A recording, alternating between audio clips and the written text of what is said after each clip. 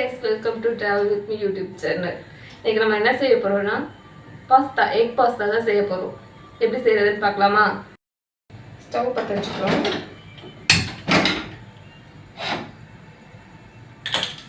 Stove பற்ற வச்சுட்டு நம்ம எவ்வளோ அந்த பாஸ்தா வந்து வேக வைக்கிறதுக்கு தண்ணி ஊற்றிக்கிறோம். இதுக்கு அளவுலாம் கிடையாது, நம்ம எவ்வளோ தண்ணி வேணாலும் வச்சுக்கலாம். பாஸ்தாவை பொறுத்து தண்ணி அளவு மாறுபடும். தண்ணி ஊற்றிட்டு சும்மா லைட்டாக தேவையான அளவு எண்ணெய், ஏன்னா இது வந்து பாஸ்தா வந்து ஒன்றோட ஒன்றும் ஒட்டாமல் இருக்கிறதுக்காக எண்ணெய் ஊற்றிக்கிறோம்.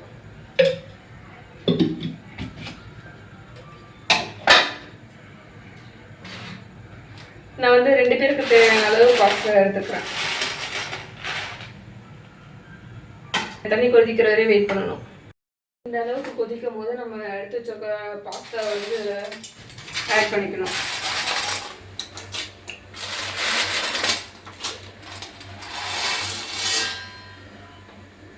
ஆட் பண்ணிட்டு இது கொஞ்சம் வேகிற வரையும் வெயிட் பண்ணணும். பாஸ்தா வந்து இன்னும் கொஞ்சம் ரெடியாக வேண்டியது இருக்கு. அதுக்குள்ள நான் வந்து தேவையான காய்கறி எல்லாம் கட் பண்ணி வச்சுட்டேன். அது என்னென்னு பார்க்கலாமா? கேரட், கேப்சிகம், உருளைக்கிழங்கு, வெங்காயம், தக்காளி, பீன்ஸ். வெங்காயம் தக்காளி வந்து ஆப்ஷனல் தான், டேஸ்ட்டுக்காக நான் கொஞ்சம் ஆட் பண்ணியிருக்கேன்.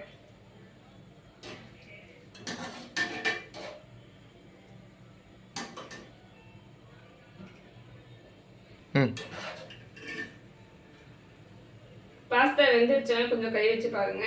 இந்த மாதிரி ஸ்டேஜ் வரும்போது ஸ்டவ் ஆஃப் பண்ணிட்டு இந்த வாட்டரை வந்து ஸ்டீம் பண்ணி எடுத்துக்கலாம்.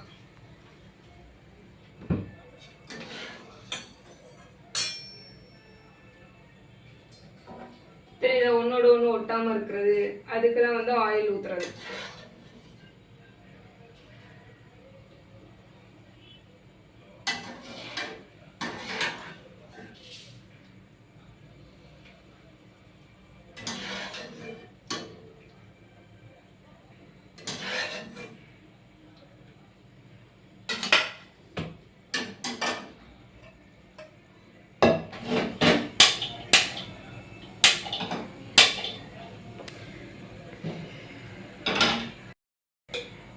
எண்ணெய் வந்து அளவு கிடையாது, நம்ம தேவையான அளவு ஊற்றிக்கலாம்.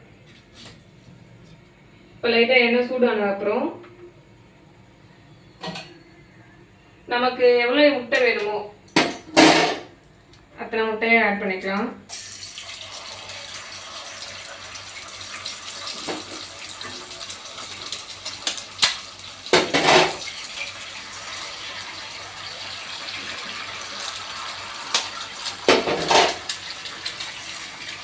நான் வந்து 3 முட்டை ஆட் பண்ணிக்கிறேன்.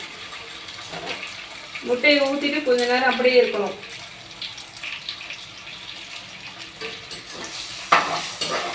இதில் நம்ம வந்து உப்பு, மஞ்சள் தூள் எதுவுமே போட தேவையில்லை, சும்மா இப்படி பண்ணிக்கலாம்.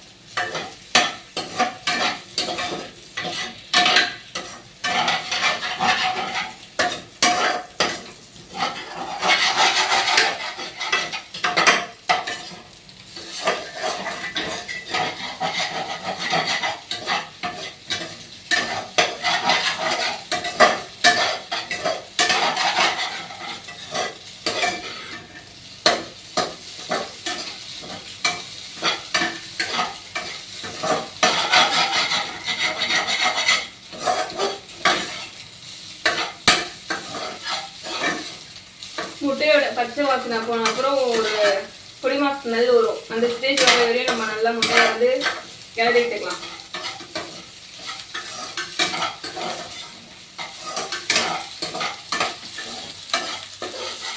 கலர் சேஞ்ச் ஆகிறது தெரியுதா?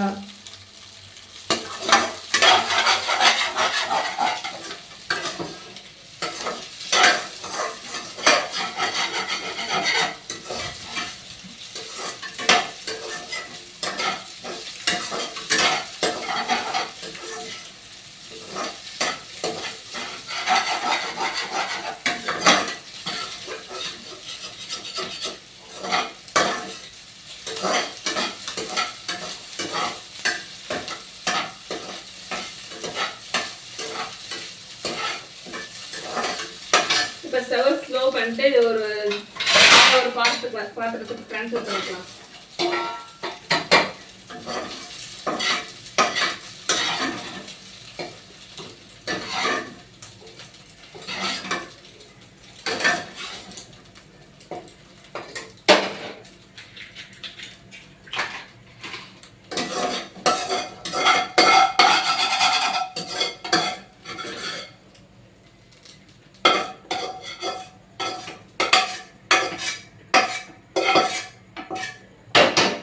அந்த முட்டையை ஃப்ரை பண்ண பேன்லயே இன்னும் கொஞ்சம் எண்ணெய் ஊற்றி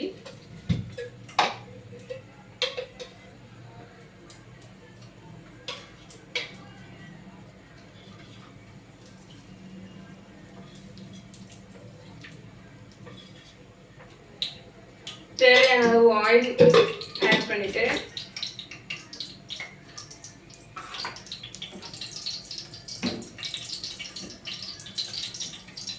இப்போ இந்த முட்டை தேவையில்ல ஓரமாக எடுத்து வச்சுக்கலாம்.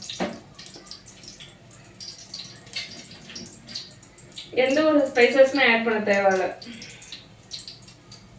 நம்ம கட் பண்ணி வச்சிருக்கோம் ஆயில் சூடானோன்னா வெங்காயத்தை போடணும்.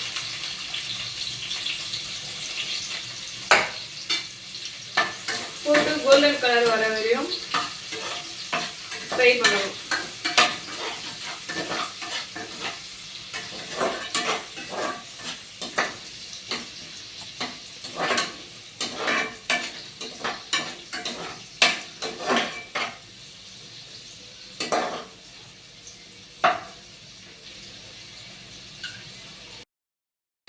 வெங்காயம் இந்த ஸ்டேஜ் வந்தோடனே நம்ம வந்து கட் பண்ணி வச்சிருக்க தக்காளியை போட்டுக்கிறோம்.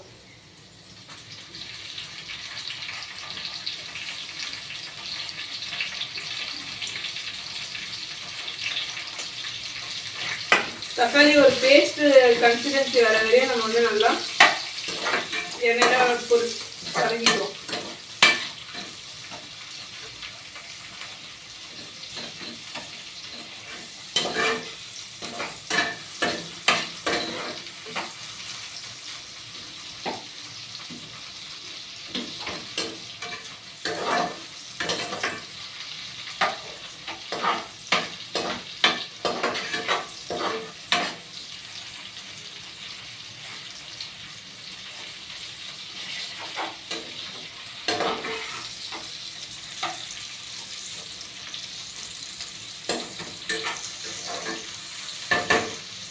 தக்காளி வந்து சீக்கிரம் வதங்கிறதுக்கு ஒரு டிப்ஸ் சொல்கிறேன்.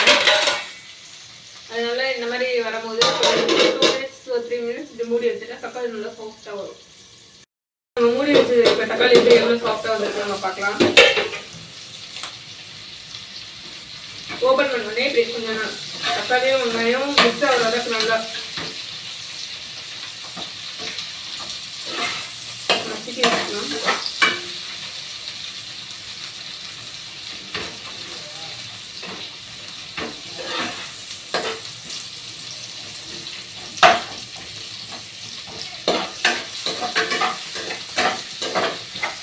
நல்லா கை கொஞ்சம் ரெஸ்ட் விட்டு வதக்குங்க.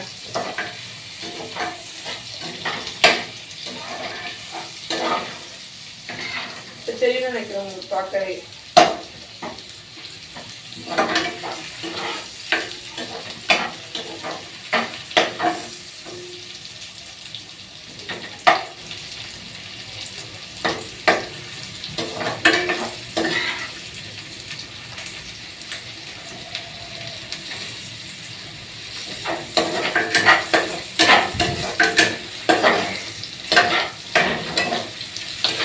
தக்காளி வதங்கின ஸ்டேஜ் போதும். ஏன்னா அப்போ சாப்பிடும் போது கிரன்ச்சியாக நல்லா இருக்கும் தக்காளி. நம்ம கட் பண்ணி வச்சிருக்க எல்லா வெஜிடபிள்ஸும் ஒரே டைம்ல சேர்த்துக்கலாம்.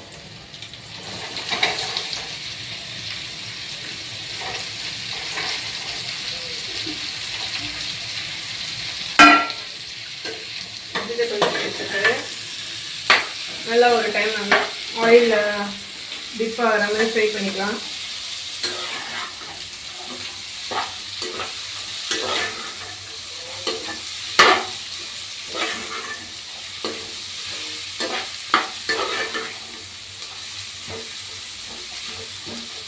ஃப்ரை பண்ணிவிட்டு இப்போ உப்பு எதுவுமே போட தேவையில்லை. இப்போ நம்ம ஒரு மூடி போட்டு மூடி வச்சுக்கலாம் ஒரு 5 மினிட்ஸ். இப்போ நம்ம மூடி வச்சு ஒரு 5 மினிட்ஸ் ஆயிடுச்சு அப்படின்னு செக் பண்ணி பார்க்கலாம்.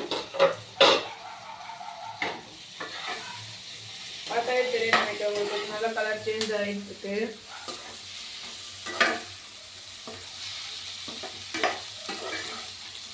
ஆனால் பாஸ்தா செய்யும் போது நிறைய பேர் வந்து தண்ணி ஊற்ற மாட்டாங்க. அதனால அது வந்து பாஸ்தா கொஞ்சம் ட்ரையாக இருக்க மாதிரி இருக்கும். காய்கறிகளும் அதோட மிக்ஸ் ஆகாத மாதிரி இருக்கும். இப்போ நம்ம என்ன பண்ண போறோம்னா தேவையான அளவு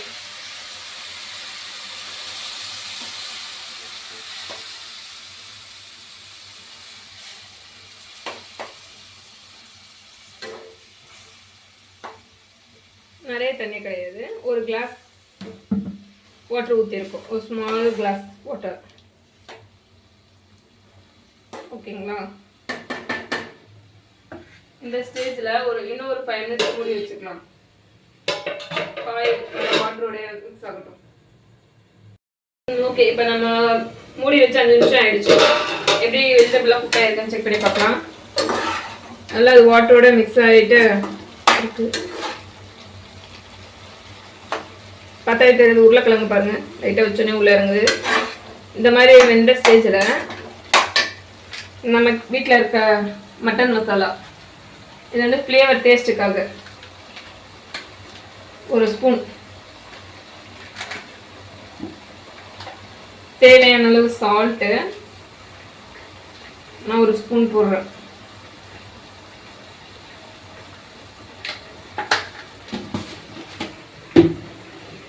நம்ம வீட்டில் அரைச்ச மிளகாத்தூள்,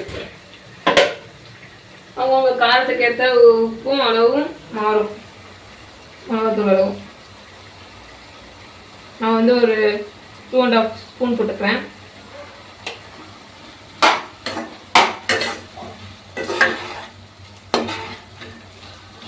நல்லா மிக்ஸ் பண்ணி விடுங்க. நம்ம வாட்டர் ஊற்றுனது எவ்வளோ இதுவாக இருக்கு பாருங்க.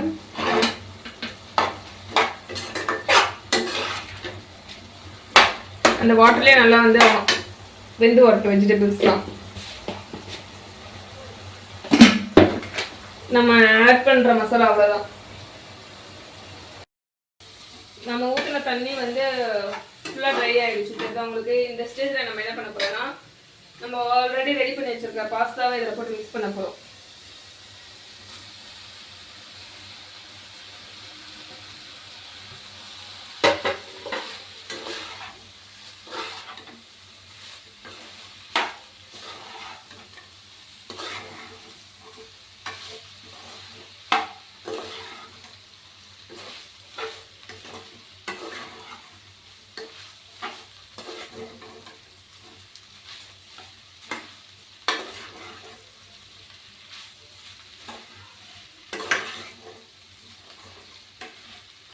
நல்லா கைவிடாமல் மிக்ஸ் பண்ணிகிட்டே இருக்கணும். அப்போ தான் வெஜிடபிளும் பாஸ்தாவும் வந்து நல்லா மிக்ஸ் ஆகி அதில் நம்ம போட்டிருக்க மசாலா வந்து பாஸ்தாவில் இறங்கும்.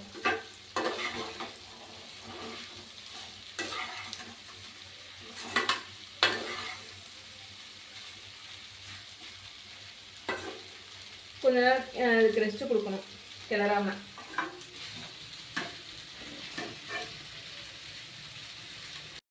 வந்து ஸ்டவ்வை ஸ்லோ பண்ணிக்கிட்டு ஒரு 5 மினிட்ஸ் நல்லா மிக்ஸ் பண்ணிவிடுங்க.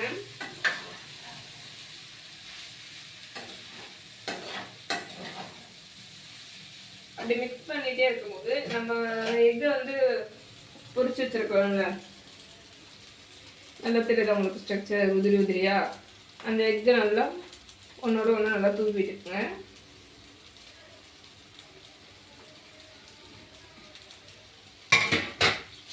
முட்டையை போட்டு நல்லா மிக்ஸ் பண்ணுங்க.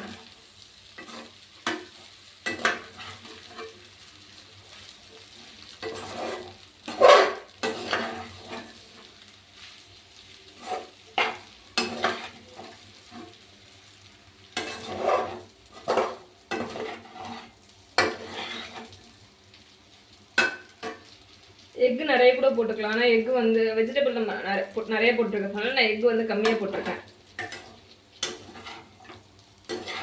நல்லா கைவிடாமல் நல்லா கிளறிடுங்க.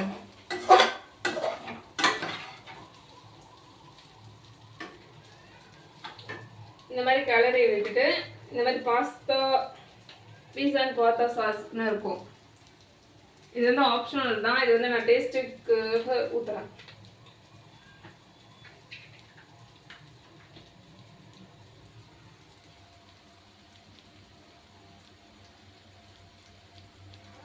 இது வந்து உங்களுக்கு தேவையான அளவு ஊற்றிக்கோங்க.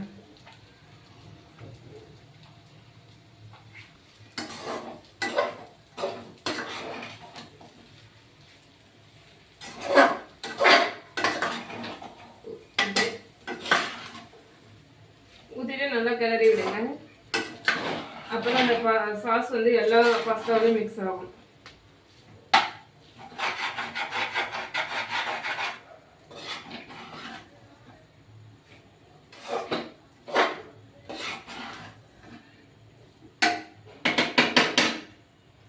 இந்த மாதிரி அந்த பாஸ்தா சாஸ் ஊற்றிட்டு ஒரு 2 minutes ஆர் 5 minutes நல்லா மூடி இருக்கும். அவ்வளோதான், நம்ம பாஸ்தா மூடி வச்சு 2 minutes ஆயிடுச்சு.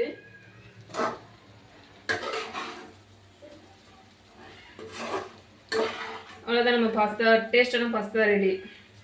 நீங்களும் வீட்டில் ட்ரை பண்ணி பாருங்கள்.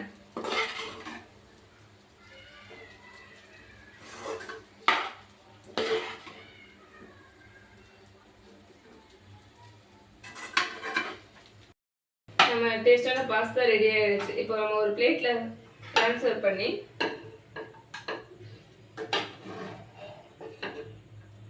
டேஸ்ட் பார்க்கலாம். ஓகே கைஸ், டேஸ்டான பாஸ்தா ரெடி. நீங்களும் உங்கள் வீட்டில் ட்ரை பண்ணி பாருங்க. ட்ரை பண்ணிட்டு டேஸ்ட் எப்படி வந்திருக்குன்னு கமெண்ட்ல சொல்லுங்க. ஷேர் பண்ணுங்க, லைக் பண்ணுங்க, நம்ம சேனலை சப்ஸ்கிரைப் பண்ணுங்க.